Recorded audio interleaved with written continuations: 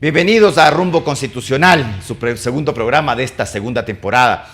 Hemos elegido un nuevo presidente de la República. No es común en Ecuador que se produzca en una segunda vuelta electoral una remontada tan amplia, un volteo cuando la primera mayoría relativa tenía una ventaja tan clara, ¿no? ¿Se habían producido volteos? Sí, claro, por supuesto. La elección del año 1984, León Febres Cordero le remonta la ventaja, hablando en términos futbolísticos, a Rodrigo Borja, pero una ventaja de un 1%. Algo similar ocurrió en 1996, cuando Abdalá Bucaram aventaja a Nebot en la segunda vuelta electoral, cuando éste le llevaba a la delantera con 1,5 puntos. Es decir, pero bueno, esos son remontadas que uno entendería normales. Ya nos pareció más anormal, más extraño, cuando Rafael Correa en la segunda vuelta electoral del año 2006 le remonta a Álvaro Noboa los casi 6 puntos de ventaja. Es decir, Álvaro Noboa, luego de una buena campaña para la primera vuelta electoral, cambia absolutamente su discurso y, mientras tanto, Rafael Correa, que había tenido un discurso incendiario de izquierda, la primera vuelta electoral, cambia su discurso, así es el electorado, lo suaviza, aparece como un socialdemócrata, como alguien respetuoso de los derechos, de las instituciones, es decir, no el Rafael Correa de la primera vuelta. Y con eso le logra remontar. Pero claro, lo de este año, lo de la elección 2021, para los términos ecuatorianos, es absolutamente excepcional. 13 puntos de ventaja que son desechos en la segunda vuelta electoral, porque no es que Guillermo Lasso gana con un resultado tan apretado, además, como se esperaba. Es decir, algo se hablaba de que Guillermo Lasso se había recuperado y mucho, pero no para terminar con un resultado que en números redondos sería un 53-47. Es bastante. Bueno, eso también quiere decir que la gente sí se deja influir mucho por las campañas electorales y que en la segunda vuelta electoral el voto rechazo habla y habla mucho. Es decir, ojo, en la primera vuelta electoral, de modo general, usted vota, todos votamos por el candidato que nos parece más cercano a nuestras ideas, aunque a veces no nos simpatice mucho. Entonces uno dice, bueno, dentro de todo el espectro que hay, este es el que más se asimila a lo que yo quiero. De lo contrario, voto nulo en blanco. Si me da lo mismo, voto en blanco. Si rechazo a todos el sistema, voto nulo. Pero de modo general, tiene un voto positivo, En la segunda vuelta electoral no ocurre eso. En la segunda vuelta electoral opera mucho el voto negativo. Claro, uno entiende que la gente que votó por Arauz en la primera lo hace por Arauz en la segunda, y la gente que vota por Lasso en la primera vota por Lasso en la segunda, salvo que tu candidato haga las cosas tan mal, al estilo Álvaro Noboa en el año 2006, que la gente cambie absolutamente su tendencia. Pero bueno, hay que tomar en cuenta que eso tiene muchas limitantes. ¿Qué limitantes? Primero, Guillermo Lasso no tiene una mayoría legislativa. ¿Eso le afectará al gobierno? A gobernar como tal no, pero sí respecto de su relación con la legislatura. Guillermo Lasso ha dado ya unos avances respecto de propuestas que él quiere cumplir: la eliminación del Consejo de Participación Ciudadana, la eliminación de la CENESID, la derogación o amplia reforma a la ley de comunicación. Para lograr las tres cosas requerirá de un altísimo consenso parlamentario.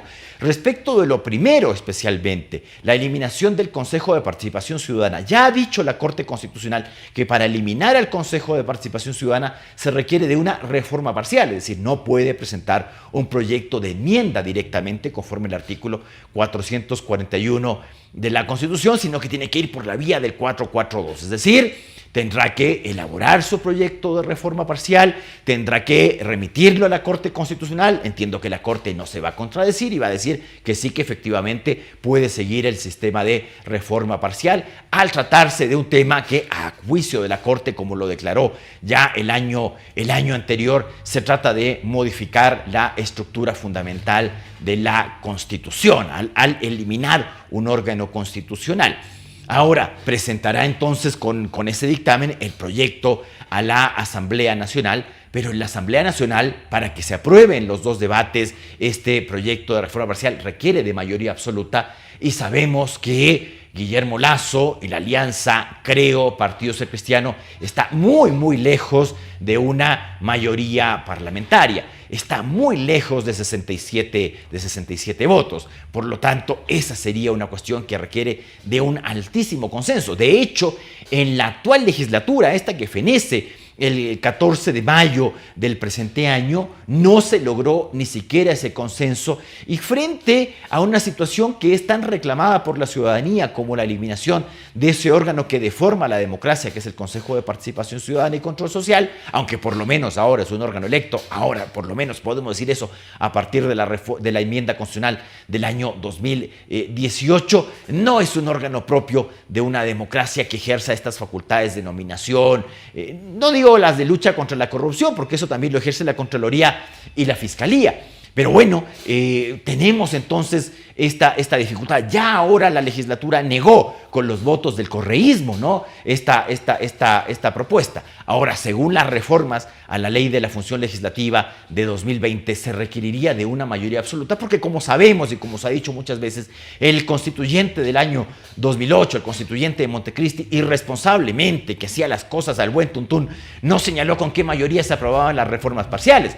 Y claro, en la reforma a la Ley de la Función Legislativa, recién en noviembre del año pasado, se estableció que era mayoría absoluta. Alguien de ustedes recordará que para esta enmienda presentada por el Comité de Institucionalidad Democrática, Hernán Pérez Luz, Pablo Dávila, entre otros destacados ecuatorianos, la legislatura, si bien dice el año pasado esto se hace con mayoría absoluta, como esas reformas solo entran en vigencia el 14 de mayo, dijo, bueno, para esta reforma parcial no va a ser mayoría absoluta sino 2/3. Así es la actuación de nuestros políticos, pues de nuestros legisladores. Pero claro, tampoco alcanzaría la mayoría absoluta. Es decir, si usted ve los votos de abstención, los votos en contra, bueno, realmente no alcanzarías la mayoría absoluta con la actual legislatura. Veamos con la siguiente. Pero verá que hoy usted tiene una mayoría, la primera mayoría relativa es correísta. Como ha perdido el correísmo, lo más probable es que ese bloque, lo más probable, nada seguro en Ecuador, donde, como decía don Andrés F. Córdoba, aquí hasta el granizo se puede freír en política, bueno, tendrían un bloque consolidado, es decir, no ocurriría esta división que pudo haber ocurrido, como ocurrió con el caso de Lenín Moreno, si hubiese ganado Andrés Arauz. Pero bueno, entonces, frente a esas perspectivas, ¿cuál es la voluntad política de la Asamblea Nacional de aprobar ese proyecto de reforma parcial? Lo mismo ocurre con los proyectos de ley, porque para modificar la ley de comunicación, para eliminar la ley de comunicación, se requiere de mayoría absoluta. Claro, usted ve que también la irresponsable Constitución de Montecristi no te dice con cuánto se aprueba, modifica o deroga la ley ordinaria, sino solo la orgánica con mayoría absoluta, aunque el artículo 53 de la Ley de la Función Legislativa dice que ambas leyes, las orgánicas y las ordinarias, se aprueban, modifican o niegan con mayoría absoluta, es decir, mitad más uno del total de los integrantes del órgano legislativo. ¿Tienes esa mayoría? ¿Te darán los votos para modificar la ley de comunicación? Tal vez sí Pachacuti, porque les ha afectado esa ley de comunicación. Esperemos que no se trate de una derogación total de la ley de comunicación, porque claro, ahí hay derechos fundamentales regulados, tal vez se puede modificar, como el derecho a la réplica, a la respuesta, el derecho a la reserva de la fuente, el derecho a la cláusula de conciencia, y estas cuestiones que son fundamentales en el derecho de expresión a través de medios de comunicación social. Pero bueno, no tienes tú una mayoría legislativa, no es el correísmo en el cual las leyes salían de Carondelet y como salían de Carondelet se aprobaban en la Asamblea, o que incluso se veía casos tan chistosos, risibles, como que el presidente Correa alguna vez vetó un proyecto de ley que él presentó y que la Asamblea le aprobó al punto y coma, y él se veta a sí mismo. Bueno, esas cosas no se verán ahora, porque las leyes tendrán que tener un amplio consenso. Lo mismo ocurrirá con la famosa, entre comillas, yo creo que mal llamada, creo que es un error del presidente Guillermo Lasso decir que se va a eliminar la CENESID. La CENESID no es un órgano de la función ejecutiva creada mediante decreto, conforme el estatuto administrativo y conforme esas facultades que tiene el presidente de la República para organizar la función ejecutiva, conforme el artículo 147, número 13 de nuestra Constitución.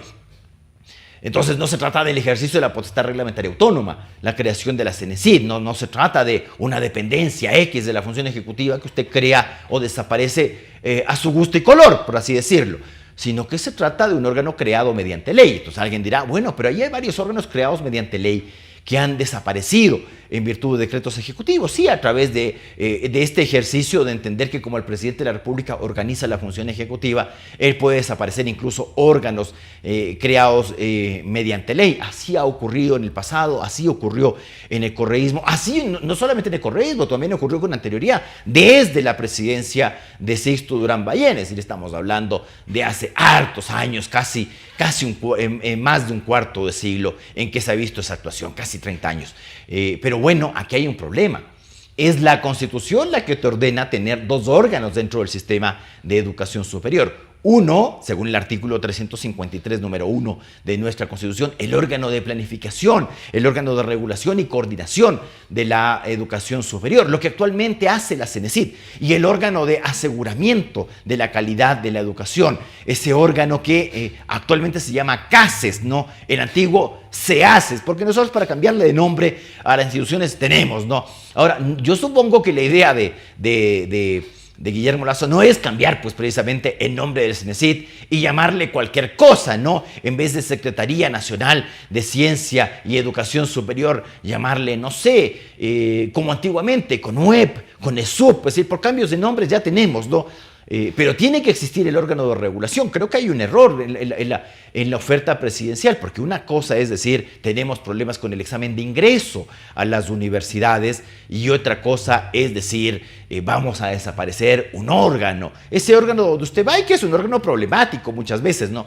Con estas cuestiones de a algunos sí le inscribo en título y a otro no. Este título no, le pongo una marquita de título propio y a otro no. Dicto resoluciones con efecto retro. Es decir, sí, problemas hay, pero ¿acaso los problemas que existen respecto de la educación superior, el ingreso a las universidades, o los problemas que existen respecto de la acreditación de carreras, de acreditación de universidades, de acreditación de programas, es un problema de que exista o no exista el CASES o el CENESID?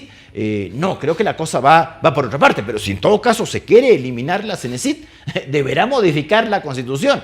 Yo no sé si la Corte Constitucional en este caso le exigirá derechamente una reforma parcial, porque, insisto, la Constitución no es que crea derechamente el CENESID o el CASES, pero sí dice que deben existir estos dos órganos. Entonces tal vez la Corte no diga lo que dice respecto del Consejo de Participación Ciudadana, que sí es un órgano directamente creado por la Constitución, cuyos forma de nombramiento, integración y funciones están directamente señaladas en la Constitución, y que este caso se podría hacer a través de una enmienda. Tal vez por ahí podría salir el tema, pero ¿es esa la solución? Es un problema complicado. Bueno, entonces el presidente de la República, claro que tiene facultades en materia legislativa, claro que tiene facultades en materia constituyente, pero él no define finalmente qué leyes se aprueban o no se aprueban. Tiene mucho que hacer respecto de sus facultades de veto. Alguien ha dicho que estas facultades de veto y este hiperpresidencialismo, en virtud de que el presidente de la República, vetando un proyecto de ley y presentando el texto alternativo, prácticamente fuerza a la legislatura a que eso sea la ley. Claro, especialmente si tuvo una asamblea dispersa, porque claro, cuando el presidente de la República veta un proyecto de ley parcialmente y presenta el texto alternativo, la legislatura solo tiene dos funciones. Una, allanarse con simple mayoría, es decir, la mitad más uno de los presentes en la sesión, no la mayoría absoluta, es decir, no la mitad más uno del total, sino la simple mayoría, mitad más uno de los presentes en la sesión, allanarse al texto alternativo producto del veto presidencial. Pero si la Asamblea quiere insistir, quiere ratificar, como dice nuestra Constitución, su proyecto de ley inicial, tendría que aprobar esa moción con las 2/3 partes del total, lo que nuestra ley de la función legislativa reformada en el año 2020 mal llama mayoría calificada. Mayoría calificada doctrinariamente es cualquier mayoría que no sea simple, pero bueno, aquí se ha dicho que 2/3. Entonces el día de mañana se nos ocurre que hay quórums de 3/5 o 4/7, como ocurre en otros países. ¿Cómo le llamaremos? Mayoría cuasi calificada, mega calificada, no entiendo. Pero bueno, requiere 2/3 para pronunciarse en contra de un veto presidencial. No sé si la idea del presidente Lasso sea la idea de legislar a punta de veto. En eso la Corte Cervecera, la anterior constitucional, dejó las puertas muy abiertas, incluso contra norma expresa, esta cosa de agregar materia nueva en los vetos, impidiendo uno el doble debate, porque en los vetos no hay un doble debate, sino un debate único, y además metiendo materia para que la Asamblea no pueda oponerse a ella, porque una cosa es presentar un proyecto de ley y someterse a que la Asamblea te lo apruebe, modifique o hasta te lo niegue. Y si te lo niega, no tienes ningún veto. Y otra cosa es esto de aprovechar los vetos, como hacía el propio Rafael Correa, una cuestión increíble, porque él tenía mayoría parlamentaria, siempre tuvo mayoría parlamentaria. Entonces no entendía por qué hacía estas cosas y por qué la Corte Constitucional Cervecera se lo permitía. Es decir, se aprobaba un proyecto de ley tributario y el presidente de la República vetaba y metía reformas al Código de Procedimiento Civil. O sea, nada que ver. O en la ley de justicia laboral, meter cosas referidas a los temas de las coactivas a través del veto, materia ajena, claro, algo que está prohibido expresamente por la Constitución, es decir, no solamente por esta idea de que impide el doble debate, que modifica las mayorías legislativas para, en este caso, no aprobar, sino rechazar la propuesta presidencial, sino que es una cuestión expresamente prohibida, pues, en el artículo 138 de la Constitución. En el veto no se puede agregar materia ajena a la idea de legislar. Pero bueno, se lo hacía. No creo que el presidente Lasso vaya por esa vía. O tal vez la excesiva oposición ciega y férrea a un gobierno, porque esa es la realidad ecuatoriana. Es decir, yo no quiero mancharme con el gobierno y si el gobierno fracasa, yo no quiero ser parte del fracaso. Y cualquier idea de acuerdo legislativo se puede ver como una alianza entre X bloque con el gobierno de Guillermo Lasso. Entonces la legislación va a ser una cuestión complicada. El presidente se ha hablado, lo ha dicho, lo dijo, y voy a dar el nombre, Jorge Ortiz dijo una cosa que a mí me llamó mucho la atención, de que tal vez el 24 de mayo Correa estaría esperando un indulto por parte del presidente Lasso para resarcir todas estas luchas políticas tan ácidas que tenemos en el Ecuador. Bueno, sí, más allá del tema político, porque yo también me sorprendí, casi salto cuando escuché ese señalamiento de Jorge Ortiz en un programa en la televisión, no sé si pública o estatal, pero de un canal incautado. Pero bueno, puede, más allá de la política y de la conveniencia, y si sería en realidad o no una torpeza política, me refiero, la toma de esa clase de decisiones, un indulto a Rafael Correa. ¿Se puede hacer eso? Bueno, el presidente de la República puede indultar, rebajar o conmutar las penas. Indultar quiere decir, según el artículo 147, número 18 de la Constitución, indultar quiere decir remitir la pena, es decir, perdonar, condonar una pena. Es decir, usted ha sido condenado y usted, el presidente de la República, lo que antiguamente llamamos el derecho de gracia, que no es un derecho, es una potestad, según la ley de gracia, se ha dicho que no está vigente la ley de gracia, por si acaso, pero en todo caso el presidente de la República dice, te perdono. Hay una diferencia entre esta facultad de indulto presidencial y la facultad de indulto que tiene, según el artículo 120, número 13 de la Constitución ecuatoriana, del indulto parlamentario. ¿Cuál es la gran diferencia? Que la Asamblea solo puede indultar por motivos humanitarios. Primera cosa, el presidente de la República, en cambio, no tiene esta cortapisa de indultar por motivos humanitarios. De hecho, la reforma a la Ley de la Función Legislativa de 2020 le da contenido a esto de qué es motivos humanitarios. Entonces, una persona que tiene una enfermedad terminal, una enfermedad grave, para mejorar sus condiciones de vida, para eso nomás puede indultar la Asamblea Nacional, en que el presidente de la República tiene una facultad abierta, muy amplia. Y una segunda cosa importante, la Asamblea Nacional no puede indultar por delitos, ni amnistiar tampoco por delitos contra la administración pública, cosa que sí puede ser el presidente de la República. Recuerdo que en este fallido proyecto de reforma parcial presentado por el Comité de Nacionalidad Democrática, inicialmente estaba este tema de limitar también el indulto presidencial, porque es una cosa muy curiosa, que el presidente de la República sí puede indultar por delitos contra la administración pública, es decir, cohecho, concusión, peculado, enriquecimiento ilícito, y toda esta clase de delitos que tanto nos han afectado a los ecuatorianos durante varios años ya. Entonces, que el presidente de la República puede otorgarte un indulto por eso, y que no lo puede hacer la Asamblea, como que hay un contrasentido además en esta cuestión. Esto quiso ser solucionado por el Comité de Nacionalidad Democrática, pero la Corte Constitucional en su dictamen dijo que esto era regresivo de derechos. A mí nunca me quedó claro por qué se decía que esto era regresivo de derechos. No hay el derecho al indulto. El indulto es una facultad presidencial, es decir, una facultad además muy vieja, incluso de corte montesquiano, porque siempre se manifestó desconfianza en Montesquieu respecto del Poder Judicial y era una especie de hecho, Montesquieu inicialmente no incluye la función judicial dentro de los tres poderes del Estado. Él decía que había un poder ejecutivo, un legislativo y un poder de relaciones internacionales. Luego ese poder de relaciones internacionales lo entrega al legislativo y habla de un poder judicial. Recuerda también que a este poder judicial Montesquieu lo tiene sumamente limitado. El juez no es sino la boca que repite las palabras de la ley, un ser inanimado que nada decide, sino que solo aplica. Claro, ese juez aplicador de las leyes del Parlamento, solamente aplicador, nada de creador de derecho.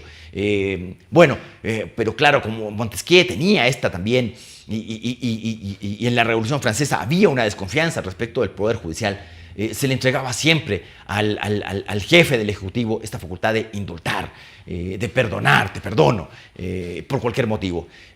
Pero bueno, la Corte Constitucional creyó eso, dijo, bueno, no podemos limitar mediante ni enmienda ni reforma parcial esta facultad de indulto, impidiendo que se lo haga respecto de delitos contra la administración pública. Entonces alguien dirá, entonces el presidente Lasso podría en su momento indultarle al expresidente Correa, que ha sido condenado precisamente por un delito contra la administración pública, por cohecho, en el caso Sobornos 2012-2016. En principio sí, pero tanto la ley de gracia como el Código Integral Penal, como el reglamento de indultos, creado por el propio expresidente Correa, por si acaso, no es una idea actual, establece que para que la persona sea indultada, no solo que debe estar cumpliendo la pena, sino que se requieren unos informes, informes de rehabilitación social, informes de la Corte Nacional de Justicia. Pero bueno, el primer requisito no lo están cumpliendo. Es decir, para que tú seas sujeto pasivo de un indulto, es decir, para que te indulten, para que te perdonen, tienes que estar cumpliendo la pena. No se puede otorgar indultos a prófugos. El presidente Lasso tiene un gran deber con el Ecuador, tiene unas facultades sociales importantes, no hay que negar. El presidente ecuatoriano, en comparación con sus pares americanos, es uno de los presidentes que tiene, si no el que tiene más, uno de los que tiene más poder en la región. Yo me puedo equivocar, francamente no conozco otro presidente de la República que tenga tanto poder en relación con las demás funciones del Estado. Recordemos además que muy pronto, en junio, el presidente Lasso y la nueva Asamblea Nacional y la función de transparencia, que ahora está pasando por duros momentos con el tema de Pablo Celi, tienen que presentar ya sus delegados para la renovación parcial de la Corte Constitucional. Es decir, la Corte Constitucional en febrero del próximo año tiene que ya tener su primera renovación parcial. Es decir, 3 miembros de la actual Corte Constitucional se irán por sorteo e ingresarán 3 nuevos miembros nombrados por esta comisión de calificación, cosa que hablaremos la próxima semana. Un abrazo.